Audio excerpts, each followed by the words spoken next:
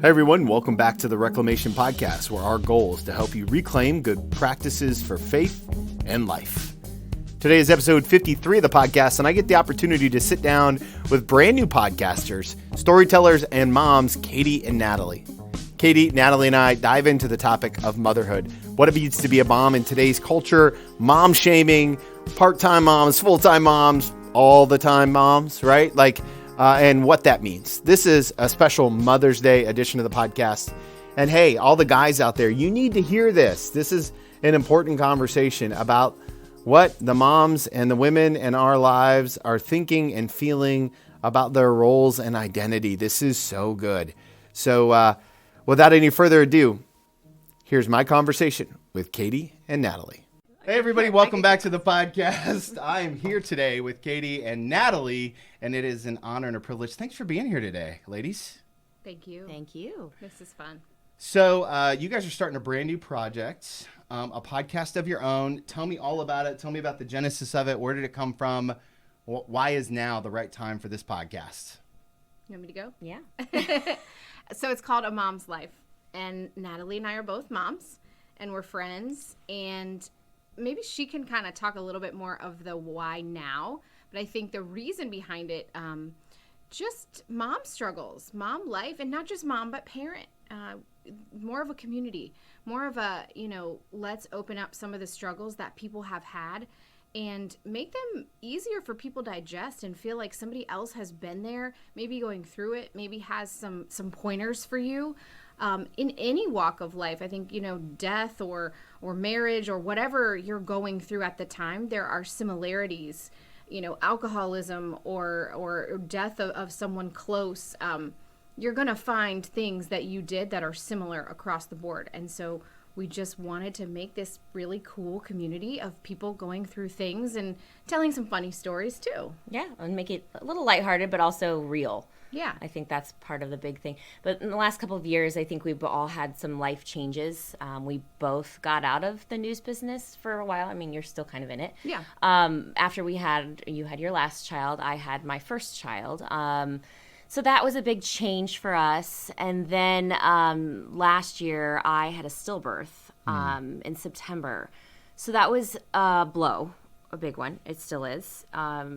Katie was there a lot through that first couple of months to help me kind of get my head back on straight. And I think that helped us talk about something like, what do we do now? Like, what do I do now? That's my biggest question. I mean, I turned to a lot of podcasts and a lot of other moms. I wanted to find people who could relate to my story, who went through the same thing. And I was like, well, how can I help other moms then after? I mean, I'm still really fresh into it, but I still wanted to help other people and get something from it. So we decided that a podcast might be a way to do it. And that's kind of how it was born. Yeah. And, I've mentioned before, probably in our podcast or maybe just in, she and I take walks with the kids in the strollers. We go to bar class. We go to the bar. We do all the things, but, we both talk. We kind of grew up talking for a living. We both do different things now. Like she said, I'm still involved and still working there. But this was like a really easy translation for us because we both know a bit about broadcasting. We both have a background there. Both of us are still kind of in it in different ways. And it was kind of a natural jumping off point for us to be able to share some stuff. We're not experts. We don't have experts in things that we've been through, but we have stories. We have feelings. And that, when she said, I was looking for somebody who had been there. I mean, what she had gone through, I mean, you didn't know anybody, did you? No, I didn't know anybody who had gone through a stillbirth. And I was left thinking, well, I still, it's my fault. Like, oh my gosh, well, I can't believe this happened. What do I do now? And then finding other women who have gone through it and who could say, this is what will happen. This is what other people will say to you. This is how they'll respond. This is how I responded. And, I still came out on the other end in a way. And you become stronger, that kind of thing. It gave me a little bit of hope back, a little bit of myself back, if you will. Sure. And I think that was, and I just wanted to share that with someone else. And I've had friends now who've had a stillbirth since then. And, I felt the need to to help them immediately. So if my story can help anyone else, that's what I want out of this. I mean, but our podcast is going to be more than that, but that's the goal of it, is to just get somebody's story out there that could help other women, other parents even. And we have some fun stuff too. I mean, we've got tips for finance and budgeting and Disney and just all kinds of stuff. I mean, we're just postpartum bodies. What you feel and look like after you have a baby, which is a roller coaster of fun. Yes. So that's actually a really great place for me to ask my next question. I know that there are a lot of guys listening to this podcast, and I've heard the term mom guilt before. I'm sure that a lot of them have heard that term. How would you describe mom guilt, or even mom? Because I feel like there's a unfair pressure on moms. Yes. I'm not sure where it comes from. And then as a guy, I'm not sure what to do. Like, it feels like an awkward elephant in the room that I'm really not allowed to touch. And I'm like, I want to help you, but I don't know what the right thing to say is, because I just don't want to be wrong. Yeah, well, I get that. I think that's every guy's fear. Yeah. Every dad's fear. I agree. It's so true, though. There is a mom guilt out there, and I don't know where it comes from. Society, we put it on ourselves, we put it on each other. To have these expectations. We were just talking about that the other day. You know, you see, especially on the social media. Sure. I mean, it's like the worst. Everybody has it together on social media. I look at that and I'm like, man, I wish I was a mom like that. I wish I was doing this with my kids. I wish I was being a mom like this. And it's like, well, not everybody's so perfect behind social media either. Right, we all have to remember that. Yeah. I think, I don't know where it comes from exactly. I don't know if it's, I don't know. And I think, not to ask you a question, but my counter to that is also like, is there dad guilt? That's a good one. And that's my question. Is there husband guilt? Does it exist? And like, maybe for some it does, and some it does. I'm trying to think about my husband or her husband or you. Yeah, well, so this is what I would say, is that the bar is set so low. That's so true. The bar is set so low that, I mean, like, nothing makes me more frustrated when they say, "Oh, you got to babysit." I'm like, I'm not babysitting. I'm dadding. My kid. I'm you parenting. are a father, yes. Right. Like, so I can do normal things that I think any parent should do. That sounds super judgmental. I didn't mean it like that. But like, I could just be a dad and then get applauded. It's like, oh, he's a great dad. I mean, am I, or is it just I don't know. The expectations are so different. They are different. I agree. Well, I think there was an article, something, I probably saw it on social media. I do think social media can be good for some things. But it was kind of one of these, it was a friend of mine posted, I think it was an article, and we get the same thing. When your child is sick at school, if you have school-aged children, unless dad has requested to be number one on that list of calls, it's mom. Mom is called. Right. Dad's not called. Now, and I know maybe someone listening right now is like, hey, I get calls. I'm on that list. They call me too. But mom's probably called first, unless mom's not in the picture or something like that. Right.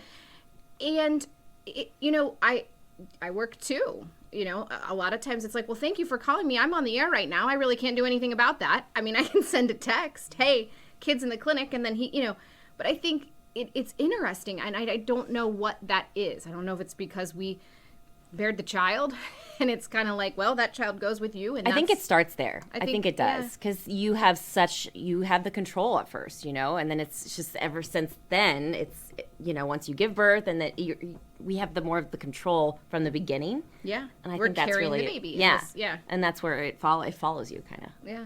Well, one of the things that I hear really loud and clear in what you're trying to establish with this passion project is the sense of community. Almost, the word that kind of came to me as you guys were chatting were like a virtual mentor.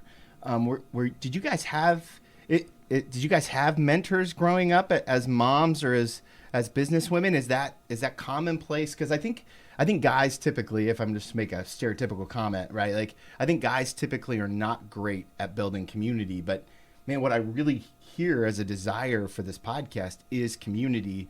Where is that born from in each of you? And was there an example growing up? I mean, I think both of our moms, I can't speak for you, but I think your mom is great too, though. Both of us have pretty great moms. Yeah. At least strong foundation. Yeah, there. strong foundations, a big role model, someone who in a sense, can do it all. Yeah, I agree with that. And I think my dad too. I had for sure. a conversation with a friend recently about, this is how I grew up. What was different about the way that you grew up versus the way that I grew up? Because she said, I feel like you're a very, you seem like a strong person who has a pretty positive outlook on life and some good self-esteem. And I said, well, I'll be honest, not always. But I remember from a young age, my father, my mom is amazing, but my father was the one who said, there's a bunch of, let's talk Fortune 500 companies. He said a handful of those are run by women. And he said, I don't expect you to do that, but it would be super cool if you did. And I want you to know that I think you could. And for me, having that male role model telling me that I could, I'm talking 7, 8 years old, and I'm like, what is Fortune 500? What is he talking about? I don't even know what you're saying. But as I grew up, and so I think, and I have a much older sister. Well, she would hate to hear that. She's going to listen to this and be like, that's not true. She's older and wiser and beautifuler and more beautiful. She gave me some of that sense as well, as to kind of reach out, talk. My mom also, talk about your things. If you're feeling a certain way, talk about it. And I think I think for me, it was probably born from family. Although definitely in the work world, when I worked at LexisNexis, I had some mentors and some women's groups were popping up. Those were huge. Oh, right. I had that in work as well, on the stations that I worked with, some news directors, that just kind of help you navigate and find who you are. I think that was a good way, especially in the news business. It's a different world. It's so different. It's different than any other business. Well, what makes it so different? Just curious. Oh God. You're out there. You're put out there. Is vulnerable the right vulnerable word? would be a good word.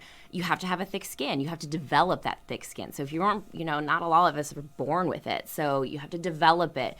And just everything that comes with it, making sure that facts are correct, researching, things like that.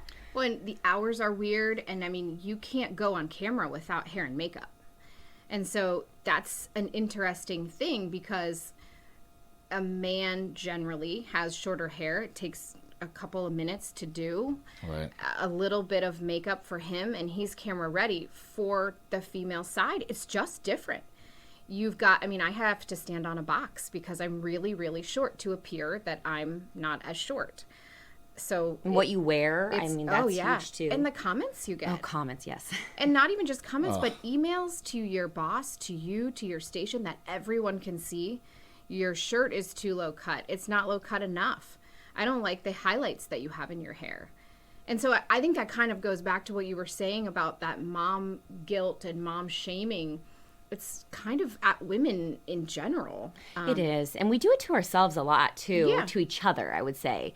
But that's what I think we would want to do with our community and our podcast, is to try to break that a little bit and to know that, everybody's in this together. All women, all moms, we're all going through essentially some of the same things, the same patterns. Yeah. So why not talk about it, and why not relate and know that you're not going through it alone? One thing that we have said together when we started talking about this, and some of the messaging in our podcast, is we're all on the same team, and that is the team of mom or parent or stepmom or whatever, however you are parenting in whatever role. Some people have grandparents as parent. That's a tough thing to do, to kind of raise your grandchild as your own. We're on the same team. We're all bringing up little people, and it would be neat if we could all have each other's backs. And so, something that you've gone through, we're going to help you through that. And that's what we want. We want people to turn to the podcast and say, here's two people that are real, vulnerable. They seem like nice people, and they have all these guests on that come and talk about stuff that maybe I didn't know that I'm going to go through later, or I have been through, or, hey, I want to share this with my neighbor who went through that, who just lost her husband, or whatever it is. Is that? I love it. It sounds like it's just kind of a resource, like you said, it's a real essence of community. As I hear you guys talk about work and mom life and the kind of the transition, that one of the questions that kind of came to me was, what's one thing I need to understand about what it's like to be a working mom, or to transition out of the workplace so that you can be a mom? Because it feels like that's loaded with lots of feelings. Yeah, Yes, I would it say is. that it is. To be a working mom. Well, my view on that has changed a lot over the years. I mean, I grew up with a mom who did it all and who was the primary breadwinner of our family. And she really did. She tried to do it all. But I vividly remember her telling me when I was like 14 or 15, she's like, you can't do it all. She said, I gave up a lot, and wasn't able to be with you at your certain games. And I got home from work late and I was tired a lot.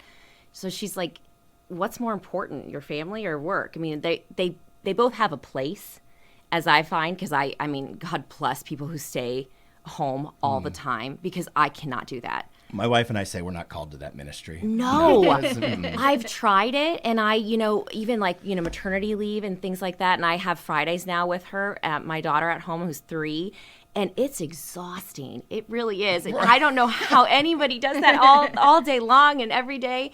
And it's, yes, but so I need the balance to still feel like I'm important in the real world too. Yeah, so would you say that the hardest part is then identity? Kind of. For me, it is, I think. Yes. Katie, what about Your you? identity as a mom versus your identity as yourself. Identity, I think, in answering your question is the biggest thing.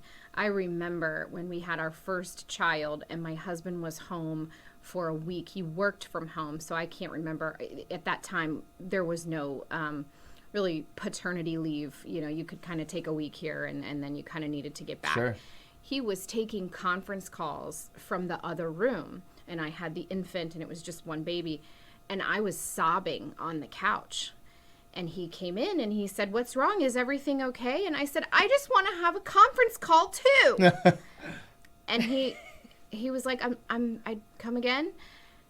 And I wanted to feel real. My job was my identity, which in some people it is, and some people it isn't. But, Sure. You're taught, I feel like, in this country and in my family, go to school, get your higher education, get everything that you need to do, find your career, and really work hard at it. And right in that same sense, also now's a really good time to start a family. Later in life, you're going to have some infertility issues, and you really want to make sure that you have that foundation. You can get that down payment on that house, and also make sure you're in a really good place to be fit, because you don't want to, if you aren't where you want to be before you have the baby, it's really hard to get it back. And I'm seeing all of this happen, and then I'm at home with this baby. I'm not where I want to be. I'm a week postpartum. And I just felt like my husband was in the other room, business as usual. Well, he had to be. It was his job. Sure. But I had some resentment because I wanted to be on my conference call. I had my job that I gave away for 3 months. I totally agree with that. And I just felt so lost. Of course, I was thrilled with my baby. That was what I wanted. I wanted that baby, and it was amazing to me. But I wanted to have that conference call too. Now, was I in the headspace? No. Would I have been? I mean, I wouldn't have had anything to add. But I wanted to feel like come sit at my table. Yeah. And so I think for me, the identity at that time was, okay, so now I'm just mom. Okay, so I'm just mom for these 3 months. That's all I am. I'm just mom. I'm just this child's mom. But I wasn't. I was still wife. I was still chef. I was still mom. I was still all the things. And I was missing what I did for 40, 50, 60 hours a week sometimes. And I think for me, I have a unique perspective, and maybe some moms are able to go through this, and Natalie, you might too. I've mothered from all walks of the career force. I've been a full-time working outside the home mom, kids in daycare. I've been a part-time working outside the home, kids seeing a nanny or whomever, and then I've been a full-time stay-at-home mom. So I've been able to see every single one, and every single one is harder than the other one. There's not one that's easier. Wow. There's not one that's harder. This is my opinion. I'm no professional, but that mom shaming, that mom guilt comes from that, because the stay-at-home mom sees the working mom and she's like, she's in heels. I want to sit at her table. And the working mom's like, she's feeding her baby at 2:00 in the afternoon. I want to sit at her table. Yeah, there's never, it's And always brighter on the other side. Is like, okay, do I work this day? Do I work that day? Okay, on Tuesday I got to be here, but on Wednesday I'm home. And the part-time mom still has to do all the home duties, because full-time out working out of the home dad is working. It's a long answer, Tony. Actually, what came to me as you were kind of sharing some of that is, first of all, thank you. I mean, that's a really honest answer. That's what we want. I think that there are a lot of people now who can resonate with what you guys are talking about, moms and dads even. Yeah. As healthy moms, mostly, right? Like healthy adults. What do you anchor your identity in now? Like where I mean, you've been doing this now for, you've got a 3-year-old, and you've got some older kids. Mm-hmm. How do you find your identity now? Do you ever get in a rhythm? That's kind of what I'm trying to get to. That's a good question. I'm struggling with that. I think I've told you that lately. You have. Because of my loss in September, and because I was so focused on being a mom again. Like I was 8 months long, and then it was like, you gear up, you're ready to be a mom again, and you're going to do this whole thing, and I'm going to put my job on the back burner because I do marketing now, and really focus on this for a while, and then that just gets taken away from you. I'm struggling with that to figure out where I anchor myself in that anymore. I don't know, because I still am a mom to a 3-year-old, but I also feel like there's more to being than just being a mom, and I need to kind of get that back a little bit of more of like yourself. For me, honestly, it's gonna when I feel most like myself right now is when I'm like working out. Yeah, get some time for yourself. Yes, get some time for myself, like sure. Just to kind of focus and zone in. Yeah. I don't know if that's what you were asking, but that's exactly mine's kind of weird right now. Well, I guess one of the things I'm realizing is that it's never not weird. That's exactly, and that's what I want to say to you, Natalie. Like, as you continue on this motherhood journey, it's so fluid. And I think, like, you think you've got it. Okay, I remember my mom told me that when the baby comes home, you think you're never going to sleep again for the rest of your life. But, like, that changes. The baby starts to sleep 7 years later, maybe, and at least in our case. And then you go to the new thing. It's kind of whatever your workout is. Right now you're into Pilates or bar or whatever, and Peloton, or maybe you walk or maybe you run, and then you kind of, I'm not as interested in that, and it changes. That's what I've noticed for me. And I think my identity, I am pretty hardcore mom right now because I've also a 2-year-old and 2 older, so I'm kind of like right in the middle there with both, or with all 3. I'm really heavily anchored to mom and chef and cleaner of the crumbs. I'm like really heavily. But I think for me and for Natalie as well, that's why this came about, is we needed more. Because the kids, my older 2 are at school, and I just read something the other day, there comes a time when you give them that last bath. I mean, I'm not bathing my 10-year-old right now. And it's sad. And he doesn't ask me to lay with him, but maybe once or twice a month. And he doesn't crawl in bed with me anymore. And so I'm feeling a little bit of that slip away. Luckily, I was able to have the 2-year-old, so I can cuddle with her. But I think as moms, at least for me, as a little piece kind of starts to go with the older one, you want to fill that with something. And I think for me, I like to hear people's stories, and Natalie said the same thing, not to speak for you, but you like to ask questions, you like to hear stories, and I like to tell stories too. And so that's, for me, I think I'm anchored and rooted in motherhood and hearing, sharing, serving communities in some way. As long as I can have a little bit of both. It's really hard and tiring, and yeah, I'm exhausted all the time, but I probably all are. Yes. For whatever reason. But that's also why I kind of got out of the news business a little bit, because it was almost exhausting sharing other people's stories to that extent too. I was an investigative reporter too, so it's, when I had my baby, it was like, all right, I need to just focus on one thing or the other, because it was demanding. Well, and they both can be like obsessive, I would imagine. Yes. Like I would imagine. You have to be. Right. Like if you want to do it well. And I didn't want to not do it well. Yeah. That would be the worst if you just slacked on it. Well, especially because all the comments are coming one way or another. Oh, yeah. When your reputation's on the line. Sure. For the stories. That's so true. And yours was such a fact-checking I didn't do as much hard news as she did. I've done hard news, but not as much as her. Mine was more telling more fun, lighter stories, and I've done both. But there's a balance there of dipping in and out of mother to hard fact, discovering that. Exactly. Reporter. How much does the work? How much does work follow you home as a mom? One of the things that I've read about the difference between men and women's brains is like men are like waffles. I heard that the other day. Yeah, Right. You just told me that, didn't you? Was it you? So men are like waffles, and everything has a box, and the most important thing is that one box never touches the other box, right? And so like, this is so accurate. Yeah, it's so accurate. So it's Mark Gungor wrote this. He wrote a curriculum called "Laugh Your Way to a Better Marriage," and he talks about this idea about these boxes for guys, and they even have a nothing box. And women are always like, "Well, how can you sit there doing nothing?" And I was like, "It's my favorite box to go to. It's the nothing box, and it's super important that I'm just doing nothing and that it could just sit." And it's back before smartphones, and now we do that a lot easier.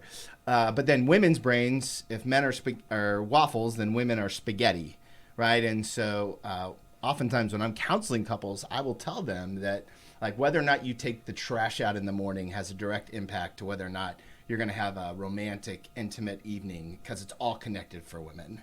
And it's emotionally Yes. connected. Yeah, I mean, so I guess in that, I'm going to kind of couch it in that idea of if everything is emotionally connected, and that's true for, let's say, the majority of women, stereotypically. Obviously, there's always exceptions.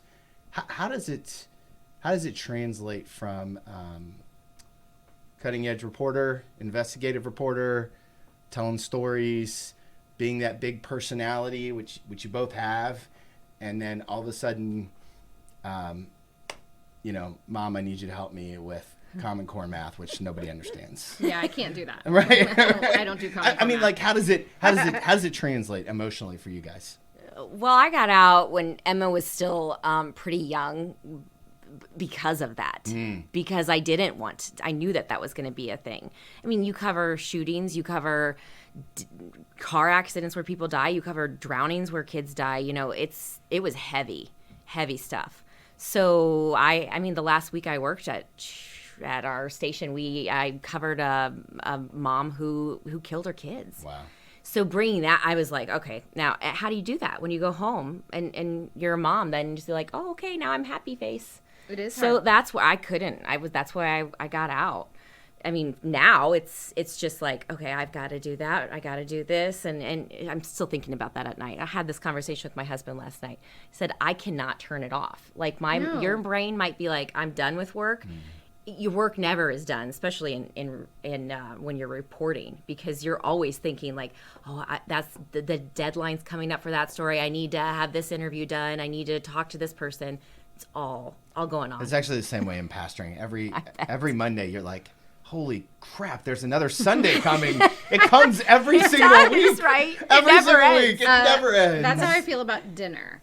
Dinner comes every day. Oh, that's true, and I'm too. like, why is it 4:30? Why do I have to start this again? And meal prepping. Oh, I hate meal prepping. I actually kind of like meal prepping. Can you come do it for me? Yeah. I like DoorDash. DoorDash. I like Instacart. They just bring me my groceries. I think for me, the other night, a similar story. My husband and I were doing things, and I was leaving on a trip really early, and he goes to the gym super early, and so we're both exhausted, and the dog needed a bit. Just everything was going wrong, and we got to where we needed to be, and I said, "Did you let the dog out?" And he said, "No." And I said, "We should probably do that." And he said, "Well, I mean, I'm done, so like I'm gonna go to bed." And it makes him sound like a jerk. He's not. No, your husband's a wonderful human being. You know him. Yes. He's great, and he's not. But he was, and he was done. And I said, "I'm sorry. Did you just clock out?" And he just kind of looked What's at me. that like? Yeah, and he's like, "Yeah, I'm out." He said, "At this point," I said, "Well, if the dog has an accident," he said, "we'll deal with it in the morning." But mom brain, that doesn't work. Oh, no. Because what if somebody's sick in the middle of the night and then you have to go clean up something in the living room? Like, it doesn't compute. To me, and I think to some mothers, it's different. Yeah, our spaghetti brains are interwoven with everything's touching everything. There's no clocking out at any point in time. Yeah. I think the smartphone makes it better and 100 times worse. I mean, As you can look, if your kid is in daycare or if your kid is at home and you have home cameras, you can watch that screen all day, and they're not doing it the way that you would do it. I think that's hard. You can listen in, you can see so much more, where it used to be you go to work and you just shut it and you didn't have to, there was no temptation because it didn't exist. And I think that's kind of driving us crazy. I maybe men are, obviously they're just better at compartmentalizing for whatever reason. But I think it also goes back to, I mean, way back to hunters and the women tended to the kids. Sure. And the men were like, all right, you've got that. I'm going to go and secure us provisions.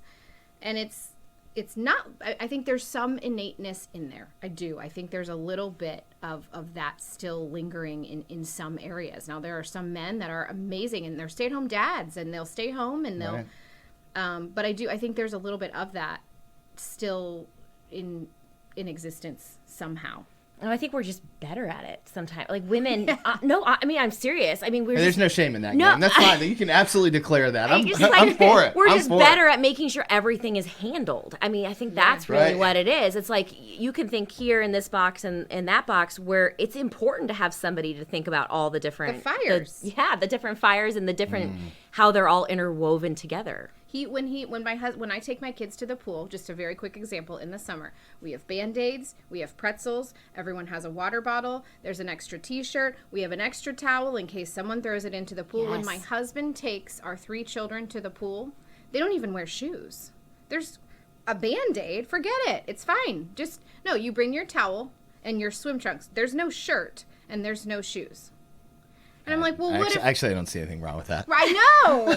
But for me, I don't want to be on that island of like, I need a Band-Aid. I need a snack. And the baby's cold. Yes. I think for me, that level, I want to mitigate any crying. Yes, I'm the same way. So I can sit down and watch them splash and save them if, there's an emergency. But I would rather manage a bag full of things than have to go home or have anyone cry. I'm at a point where no one can cry anymore. Yeah. It's too much for me.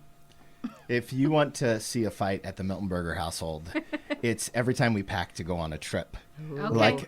Because my wife likes to gather all the things, and then my job is to take it out to the car.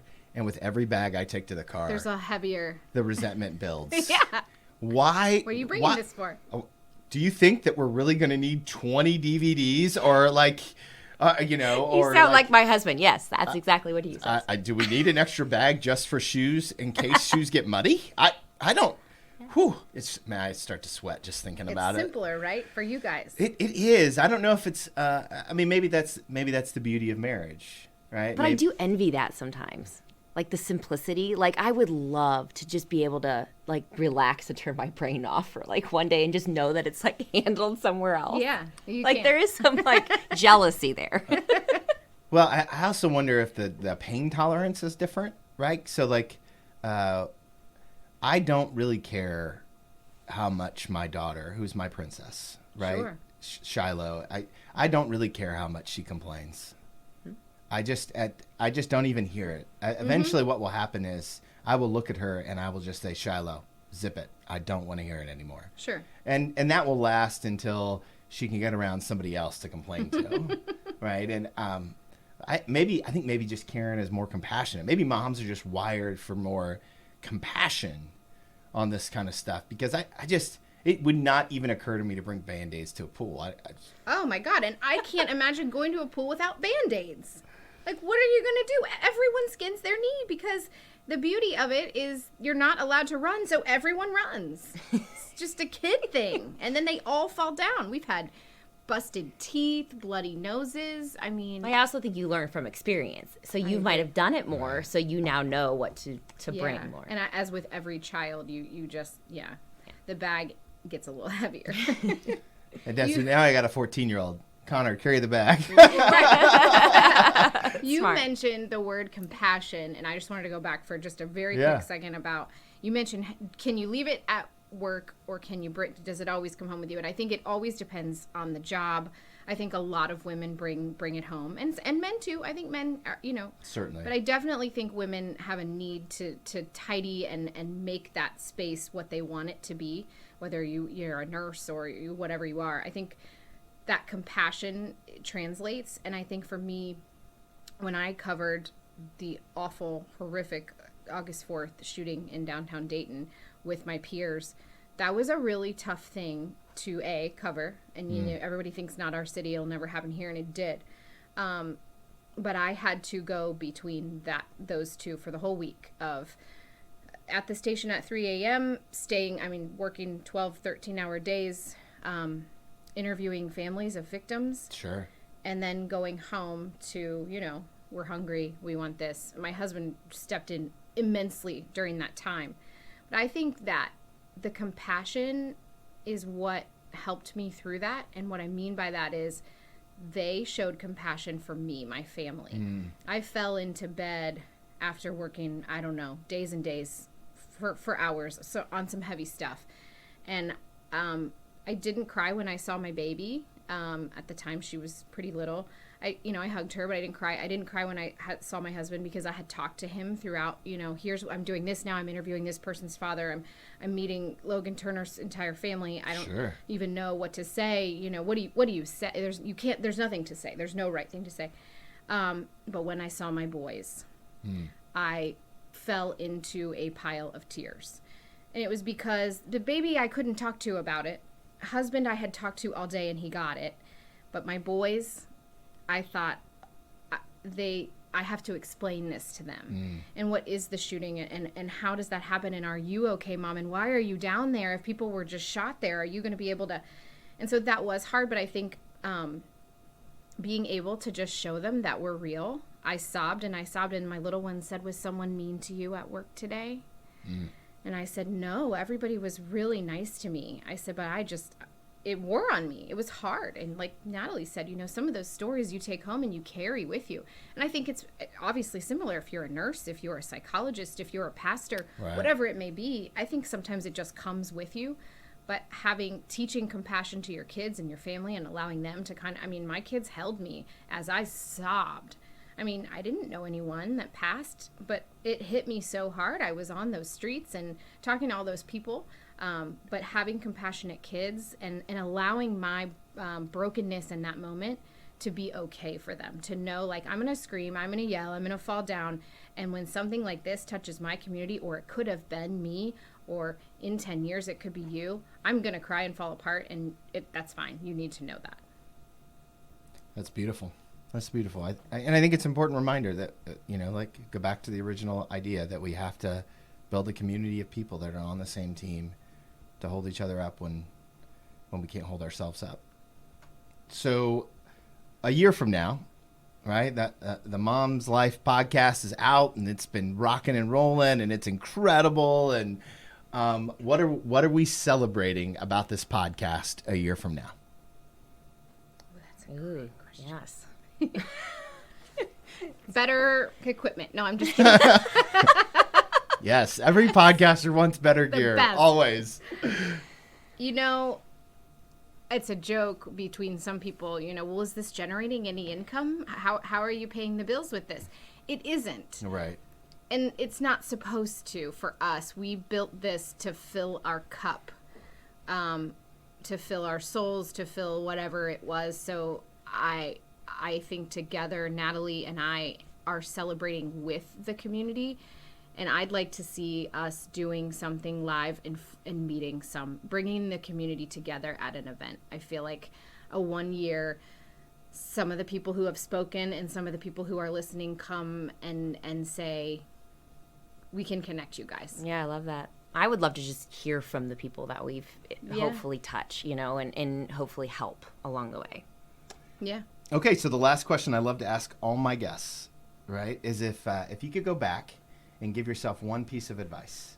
And in this particular case, I'm going to take you guys back to the exact same place, even though it happened at different times. Okay.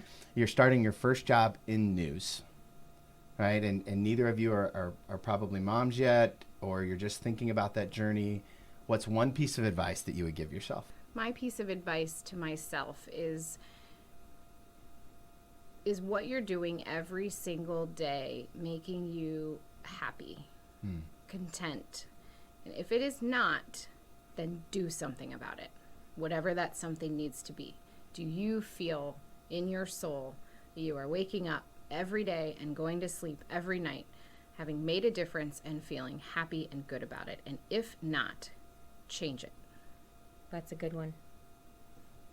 I think mine would be, you don't have to have it and do it all. I guess, or do it all. But you don't have to do it all.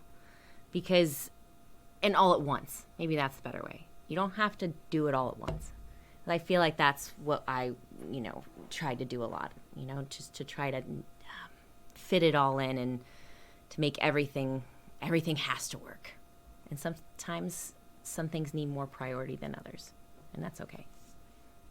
Those are beautiful answers. Ladies, thank you so much for being on the podcast today. Truly appreciate it, and can't wait to see what God does through your platform and how in the community that you build. I think it's going to be something really special. Thank you, Tony. Thanks for being a part of it, too. I'm excited. I'm excited.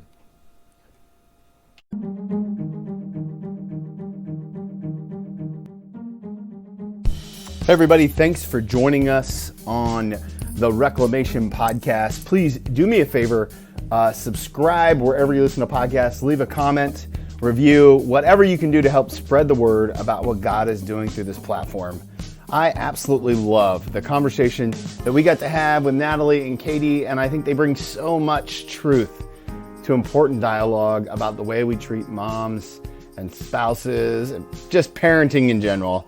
Also, look them up, subscribe to their podcast. Let's get them going. I love to see content creators out there doing exactly what God intended for them to do. So, hey, if you're a mom, happy Mother's Day. Thank you for all you do. Whether you're naturally a mom or maybe you've just stepped into that mother's role, we appreciate you. Have a great week, and I look forward to bringing you some fresh stuff next week that will help you reclaim good practices for faith and life.